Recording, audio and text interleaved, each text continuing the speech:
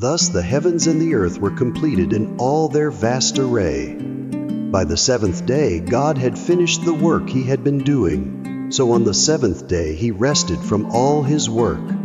Then God blessed the seventh day and made it holy, because on it he rested from all the work of creating that he had done. This is the account of the heavens and the earth when they were created, when the Lord God made the earth and the heavens. Now no shrub had yet appeared on the earth, and no plant had yet sprung up, for the Lord God had not sent rain on the earth, and there was no one to work the ground.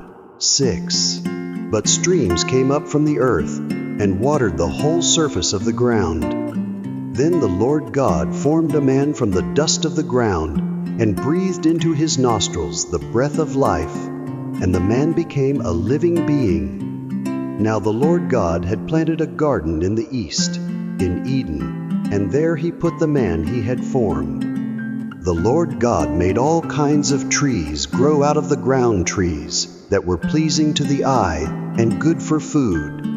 In the middle of the garden were the tree of life and the tree of the knowledge of good and evil. A river watering the garden flowed from Eden. From there it was separated into 4 headwaters. The name of the first is the Pishon. It winds through the entire land of Havilah, where there is gold. The gold of that land is good. Aromatic resin and onyx are also there. The name of the second river is the Gihon. It winds through the entire land of Cush. The name of the third river is the Tigris. It runs along the east side of Ashur. And the fourth river is the Euphrates. The Lord God took the man and put him in the Garden of Eden to work it and take care of it. And the Lord God commanded the man, "You are free to eat from any tree in the garden, but you must not eat from the tree of the knowledge of good and evil, for when you eat from it you will certainly die."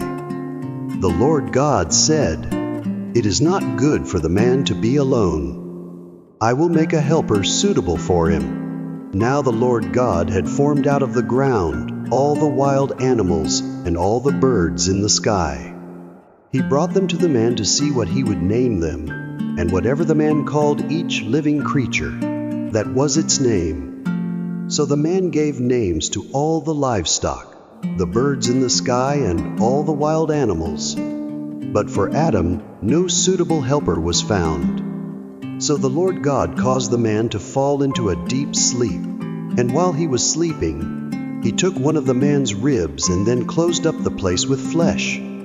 Then the Lord God made a woman from the rib he had taken out of the man, and he brought her to the man. The man said, "This is now bone of my bones, and flesh of my flesh. She shall be called woman, for she was taken out of man." That is why a man leaves his father and mother and is united to his wife, and they become one flesh. Adam and his wife were both naked, and they felt no shame.